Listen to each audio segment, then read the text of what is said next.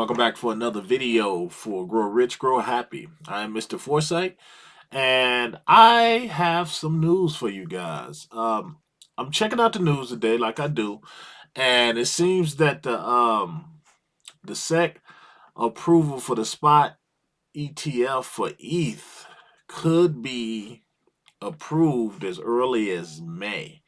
That is a good sign, you guys. That is great. If you guys know anything about the Bitcoin ETF, uh, this could be big for ETH. Currently is trading at $3,582, and the all-time high for ETH, just for those of you that don't know, is nearly $5,000. All-time high is roughly $4,900 per token. I have some ETH.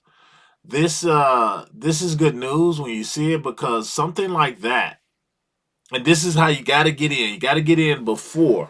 You got to follow those breadcrumbs. You know, we talk about that on this channel. Follow the breadcrumbs to the wealth.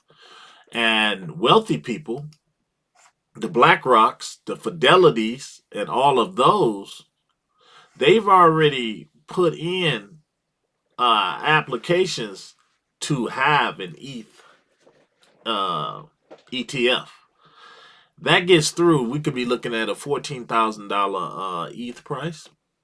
I don't know. Maybe, well, I can tell you this. We'll be looking for more than this, not financial advice. Those of you that's new here, never been to the channel, check it out. Check out some of the videos, check out the community, and hit that thumbs up and that subscribe button for more videos. If you're trying to get educated and stay educated on crypto, stay up on the news, stay up on what cryptos can possibly change you and your family's lives, hit that bell notification so that you don't miss one of the videos that I put up. All right, so back to ETH. Checking this out. According to, let me see, the optimism still sex me. Okay, they're saying, according to transactions, they're saying that the case for an Ethereum ETF is quite similar to that of a Bitcoin ETF, and we all know what that did. Just the approval of that Bitcoin ETF sent things to the stars and beyond. His argument mainly centered on the fact that many of the previously resolved issues for Bitcoin ETFs are directly applicable to Ethereum ETFs. That's because the primary difference between the two products is the underlying asset. In many ways, the SEC already has engaged and have already engaged, and issuers simply have less to engage on the time. Sam also recalled the recent approval of Ether futures ETFs and their classification as commodity futures. According to Grayscale chief logistics officer, this was another argument for a favorable regulation outcome. He believes that the high correlation between futures and spot products strengthens the case for the latter's approval. Man, I'm telling you. Now, there's some people that are not too thrilled about an Ethereum ETF, but personally, I don't think that their sentiments or whatever their opinions is gonna echo loud. This is all about money at the end of the day.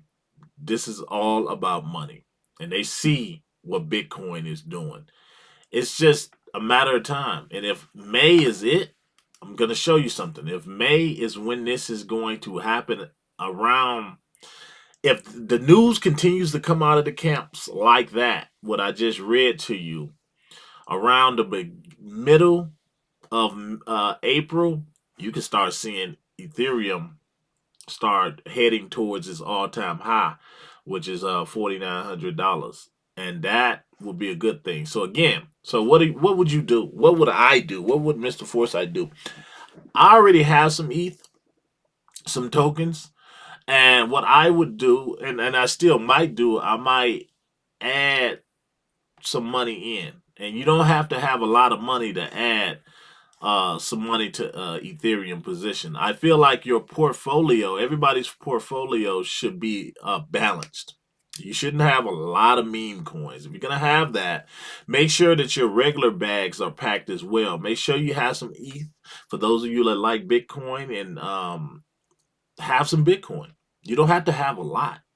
But the reason I used to hold some Bitcoin. The reason I don't hold as much anymore is because I feel like unless you can hold like five, six, seven Bitcoins or more, there's no real wealth that's going to be generated as quickly as it will with, say, something off of the top 100, or just the whole crypto market as a whole. There's so many other tokens. If you could buy one Bitcoin and that's all you could buy with 70 something, what is it at? It says 69,000 right now, almost 70. If you can buy one Bitcoin, that's all you could buy. Personally, me, I don't, and not financial advice, I just don't look at that as I look at it as a safe bet, but I'd rather buy some Bitcoin, maybe $10,000 worth. Maybe not even that. I'm gonna be honest with you, not even that. I would probably buy a bunch of ETH. I'll buy a bunch of Ethereum and maybe some Solana. Definitely some Aerodrome. But if you're trying to build wealth, you got to lay the seed. You got to lay and water that seed. And I'm sorry, but Bitcoin is a tree. Bitcoin is like a big oak tree. So you ain't gonna do much damage there unless you got millions of dollars. But yeah, I just wanted to tell you guys, Ethereum might be a good one now. Ethereum might be a good project to add to your portfolio. You don't have to add a whole Ethereum, but you should have some exposure to Ethereum, because if look at the math, you put a little bit of money, put but $500,000 into Ethereum, it reaches 14,000 or even more. Again, we don't know, but I know this: uh, ETF.